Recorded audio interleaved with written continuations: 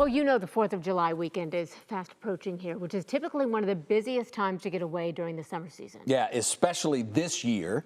NBC senior correspondent Tom Costello is here with a look at what everybody who's planning to travel needs to know before they hit the road. With July 4th just around the corner, the countdown is on for what could be yet another record breaker for summer travel as America celebrates its 250th birthday.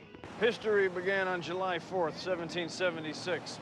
Everything before that was a mistake. Over the long holiday week starting June 28th, more than 72 million people are expected to travel 50 miles or more.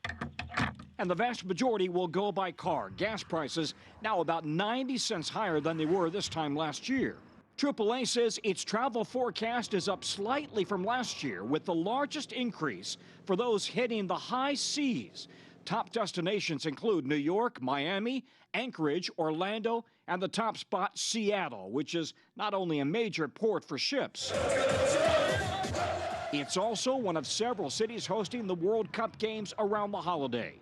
Elsa Thora says her summer holiday in the U.S. may have started with soccer, but she's looking forward to the 4th of July celebrations as well. It's something that I've always wanted to experience, and I feel like also this one being obviously 250th will be extra big maybe. Travel experts say the combination of the 4th falling on a Saturday this year, the World Cup and America 250 are leading to higher airfares, with the average domestic round-trip flight $488. According to Going, which says that's a 16% jump from last year. But Going says there are still some deals to be had, with the best day to fly on the holiday itself.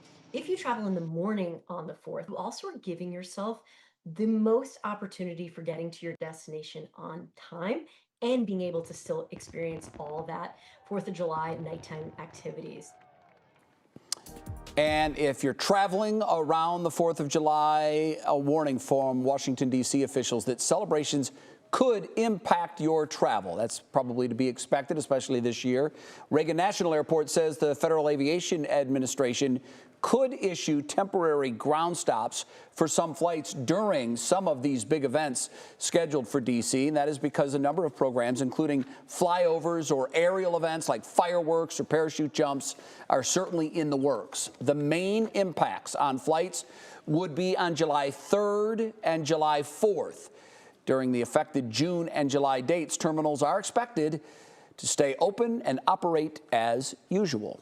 Normally, on the 4th of July, you see that. You see fireworks everywhere. Yeah. But because it's 250, so many communities, particularly Washington, D.C., are planning extra special events. So I think, for the most part, people are pretty understanding about what's going on and why the delay is happening. Right, but you do wonder this year in particular how expansive that disruption could be. So Yeah. It's a really good thing to tell us about and all of you, because that way we can maybe have a plan B in place if something happens. If you know it's coming, you're not surprised and Right. you're better equipped to deal with it.